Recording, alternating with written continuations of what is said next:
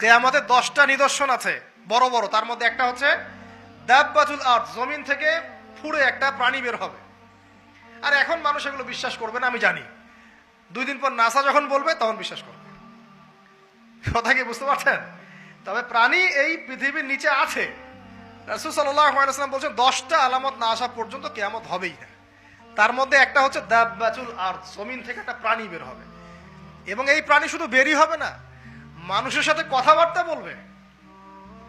এবার মানুষের সাথে কথা বলবে প্রাণী। বিশ্বাস করছেন? এখন বিশ্বাস করছেন না জানি, কিন্তু প্রাণী মানুষের সাথে কথা বলবে। আল্লাহ পাক বলাতে পারেন না? পারেন।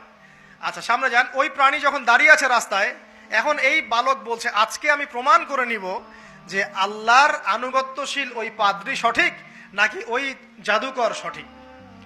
এবার সে একটা ইট হাতে নিল, পাথর হাতে নিয়ে এসে বলছে, আল্লাহ তোমার কাছে যদি ওই জাদুকরের কাজের চাইতে এই পাদ্রীর কাজ বেশি পছন্দনীয় হয়, এই ইটের আঘাতে এই জন্তুকে তুমি মেরে ফেলো আল্লাহ। এ বলেছে বিসমিল্লাহ বলে পাথর নিক্ষেপ করলো। নিক্ষেপ করার সাথে সাথেই জন্তু ডেড।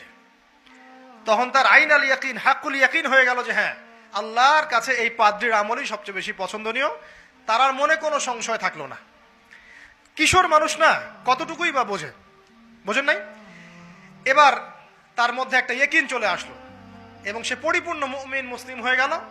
এবার যখন সে রাজ দরবারে যায়, তার কাছে পেশেন্ট আসে। মানে একজন মানুষ এসেছে, সে বলছে যে আমার চোখে সমস্যা। সে চোখে হাত দেয়, হাত দিয়ে বলে যে আপনি আল্লাহর প্রতি ঈমান নিয়ে আসেন, আমি আল্লাহর কাছে দোয়া করব, চোখ ভালো হয়ে যাবে। এভাবে পেশেন্ট আসে, সে বলে আল্লাহর প্রতি ঈমান নিয়ে আসেন, আমি দোয়া করব, ভালো হয়ে যাবে। এভাবে আস্তে আস্তে তার নাম এবং খ্যাতি ছড়িয়ে পড়তে লাগলো। যেই তার কাছে আসে সে বলে আগে মুসলিম হন, ইমানদার হন, আল্লাহর প্রতি বিশ্বাস করেন, আমি দোয়া করব, ভালো হয়ে যাবে। চোখ অন্ধ ভালো হয়ে যাচ্ছে, কুষ্ঠরোগী ভালো হয়ে যাচ্ছে, হ্যাঁ, প্যারালাইজড রোগী ভালো হয়ে যাচ্ছে। আলহামদুলিল্লাহ। নবী ঈসা আলাইহিস সালাম এমনটা করেছিলেন না? আল্লাহ পাক চাইলে করতে পারেন। একদিন ওই রাজ দরবারের একজন মন্ত্রী আসছে। এবার ওই রাজার একজন এমপি সাহেব, তার চোখে সমস্যা। সে আসছে, এসে বলছে যে আমার এই চোখে সমস্যা, আমার চোখটাকে ভালো করার দরকার, তোমার কাছে কোনো ওষুধ আছে নাকি? সে বলছে যে আপনি আল্লাহর প্রতি ঈমান নিয়ে আসেন, আমি আল্লাহর কাছে দোয়া করব, আপনি ভালো হয়ে যাবেন। এবার সে আলহামদুলিল্লাহ ঈমান নিয়ে আনলো এবং সে ভালো হয়ে গেল।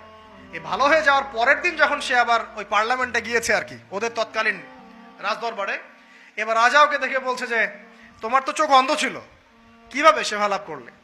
তো সে বলে না কিভাবে শেফা লাভ করলো, সে বলতে চাচ্ছে না, কারণ সে আজ করছে যে বললে সমস্যা হবে।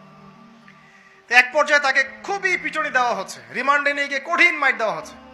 এক পর্যায়ে সে মারের যন্ত্রণা সহ্য করতে না পারে বলে ফেললো যে ওই বাচ্চা, তার কাছে গিয়ে আমি আরোগ্য লাভ করেছি এবং সে আমাকে বলেছে যে তার রবের প্রতি ঈমান নিয়ে আসতে, তাহলে আমি শেফা লাভ করব।